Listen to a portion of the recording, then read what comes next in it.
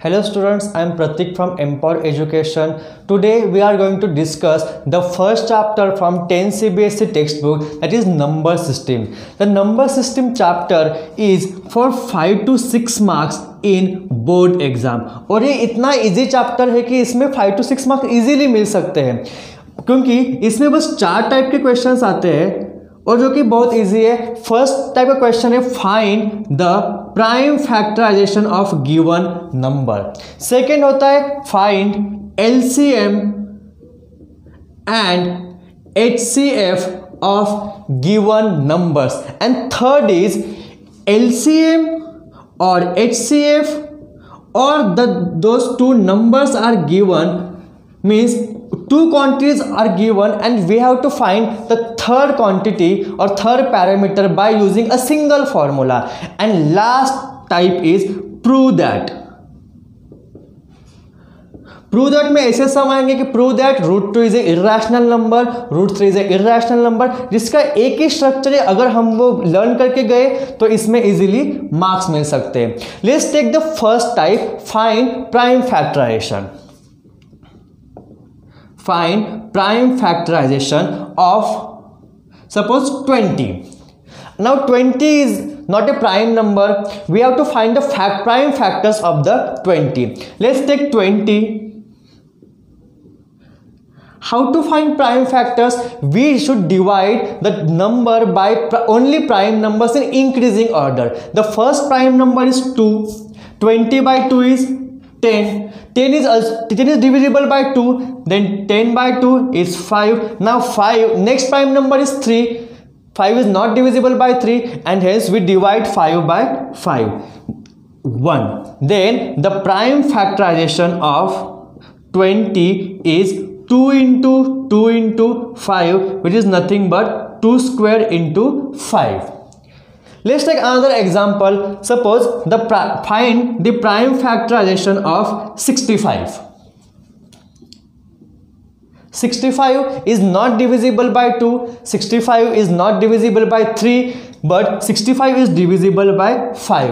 Then 65 by 5 is 13. The next number is 13, which is not divisible by 2, 3, 5, 7, 11. So 13 is itself a prime number and 13 is divisible by 13 only, and 13 by 13 is 1. Then the prime factorization of 65 is 5 into 13. So इस method से हम कोई भी number का prime factorisation निकाल सकते हैं। अब हम देखेंगे दूसरा method, find LCM and HCF. लेकिन ये बहुत जरूरी है कि एलसीएम और एचसीएफ निकालना है तो पहले हमें क्या आना चाहिए, प्राइम फैक्टराइजेशन। तो एलसीएम और एचसीएफ, तो क्या होता है एलसीएम और एचसीएफ? प्राइम फैक्टर निकालने के बाद उसमें जो कॉमन फैक्टर्स है या फिर ऑल फैक्टर्स है उसमें से कौन सी डिग्री हमें लेना है एलसीएम में और एचसीएफ में। LCM is nothing but least common multiple and HCF is highest common factor. LCM में हम क्या करते हैं, all factors with highest degree, and HCF में होता है only common factor with lowest degree.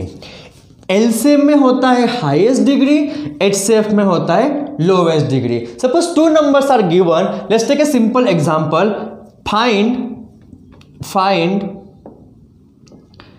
LCM and HCF of 10 and 20, which is very easy. Let's find the prime factorization of 10,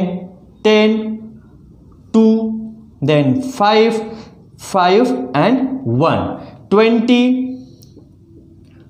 2, 10, 2, 5, 1.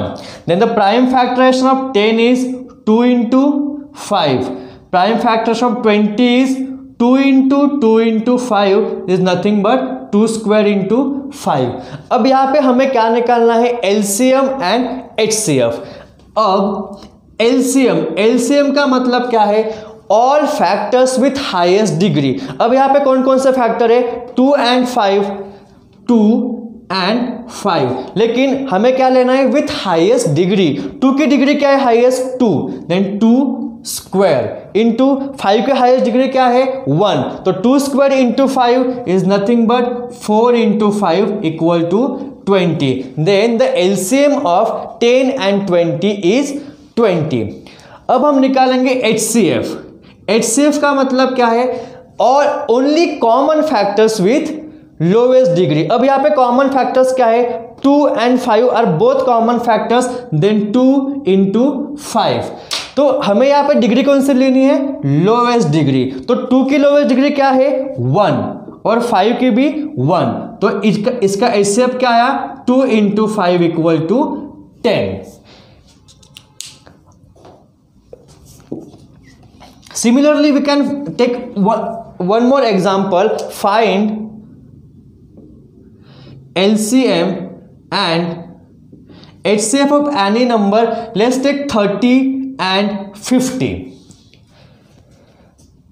First, we'll find the prime factorization of 30 and prime factorization of 50.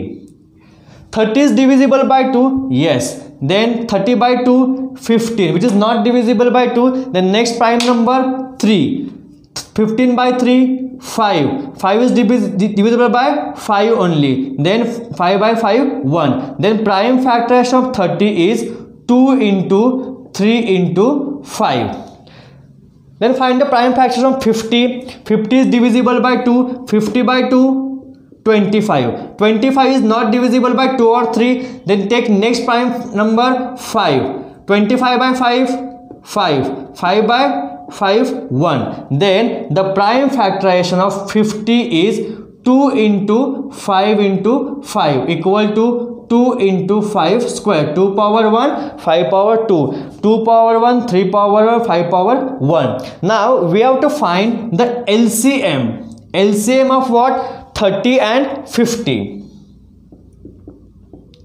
Equal to क्या है formula LCM का, all factor with highest degree. तो इसमें कौन कौन से factor है 2, 3, 5, 2 and 5. तो all factors 2, 3 and 5 with degree कौन सी चाहिए, विथ हाईएस्ट डिग्री. तो 2 की हाईएस्ट डिग्री क्या है 1, 3 की हाईएस्ट डिग्री 1 and 5 की highest degree 2. Then 5 square equal to 2 into 3 6, 5 square 25 and 25 6 are 150.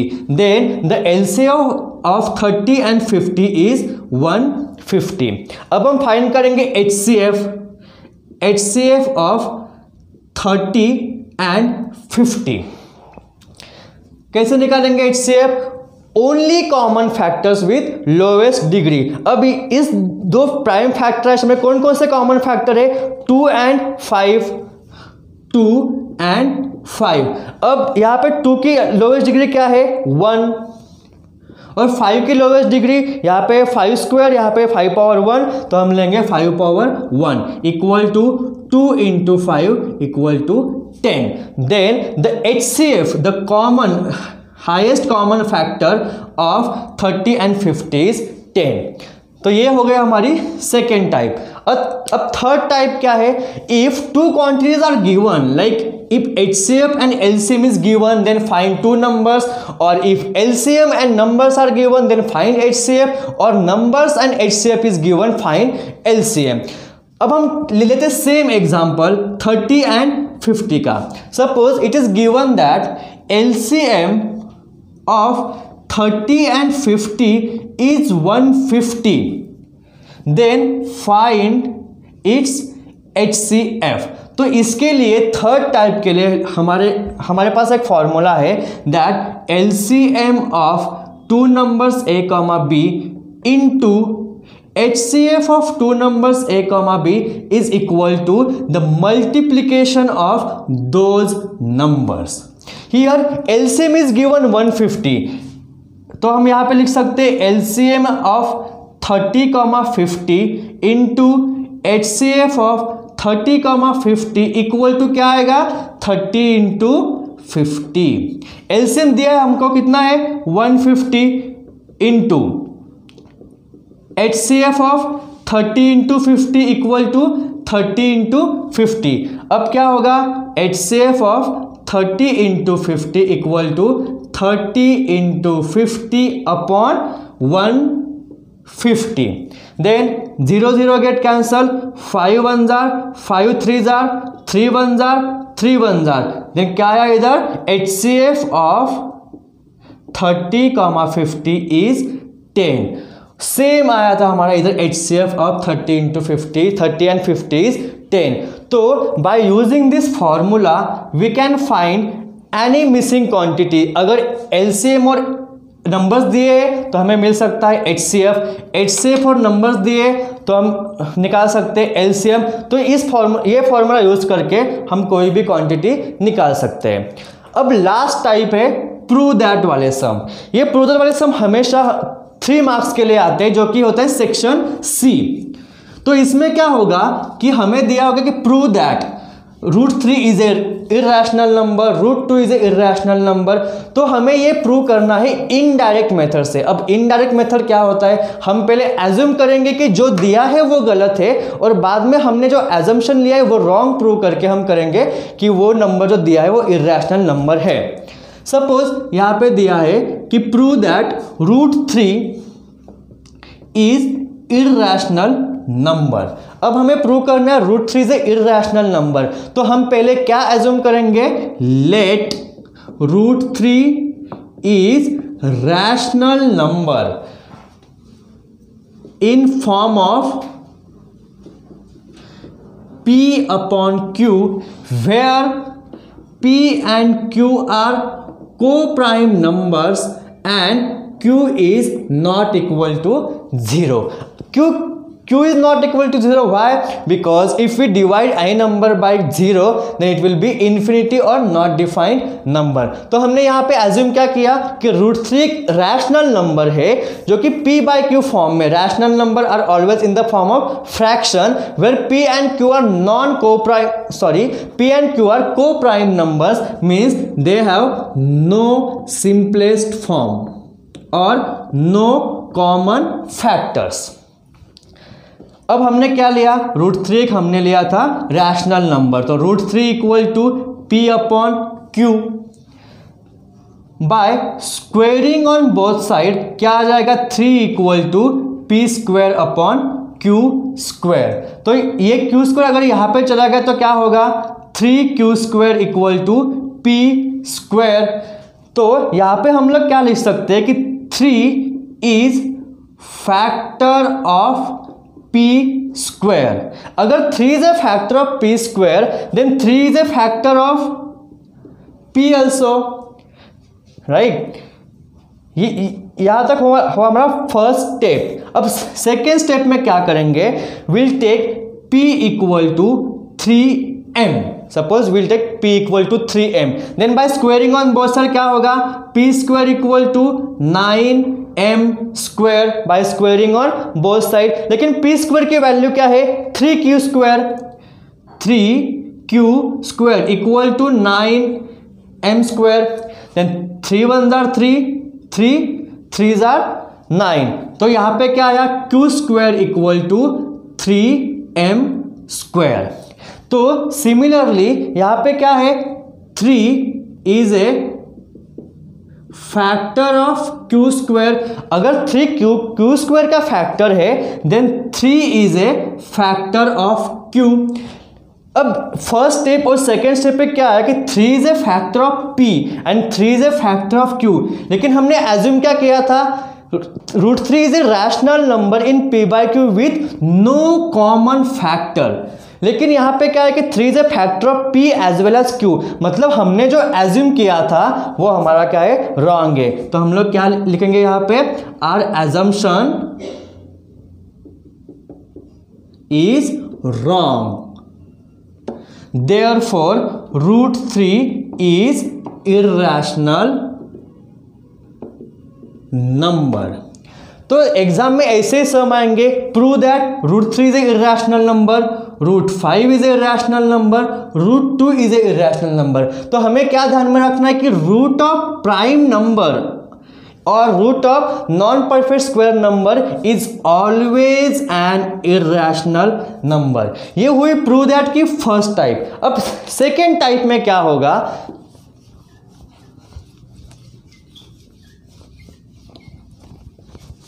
Second type में बोलेंगे कि प्रूव दैट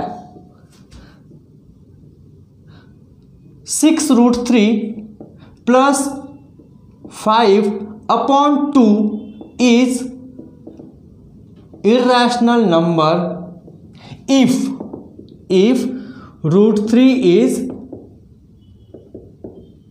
इरेशनल नंबर। और ये सब कितने मार्क्स के लिए आएगा? 3 मार्क्स के लिए। अब वी नो कि √3 is a irrational number.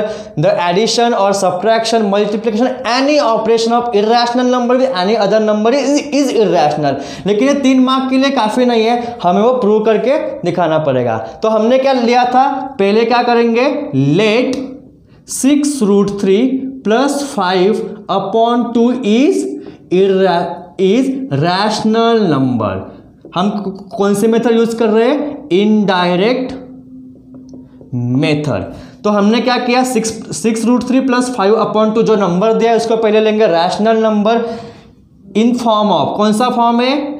In form p/q where q is not equal to 0 and p, q are coprime numbers. तो हमने क्या लिया है? 6√3 प्लस 5/2 इक्वल टू p/q। तो यहाँ पे क्या होगा? 6√3 plus 5 equal to 2p/q। Then 6√3 equal to 2p/q minus 5 is nothing but 6√3 equal to 2p minus 5q/q। इसके नेक्स्ट स्टेप क्या होगी? √3 equal to 2p minus 5q/ ये 6 यहाँ पे चला जाएगा 6q। ये आ गया हमारा इक्वेशन। लेकिन गिवन क्या है? Prove that this is a irrational number if √3 is irrational number. अब यहाँ पे अगर लेफ्ट हैंड साइड √3 अगर इरेशनल नंबर है तो क्या होगा? And this left hand side equal to right hand side, therefore right hand side is also are irrational number. अगर ये इरेशनल नंबर है then we can say that the given number 6√3 plus 5/2 is an irrational number. तो number system कितने marks के लिए है? 5 to 6 mark. इसमें क्या होगा कि 1 मार्क आएगा एमसीक्यू में, एक आ सकता है असर्शन रीजनिंग में, एक क्वेश्चन आ सकता है 2 मार्क्स के लिए। अगर 2 नंबर दिए suppose 96 and 404, find the LCM and HCF of this 2 number. और 3 मार्क्स के लिए कौन सा क्वेश्चन आएगा? प्रूव दैट वाला।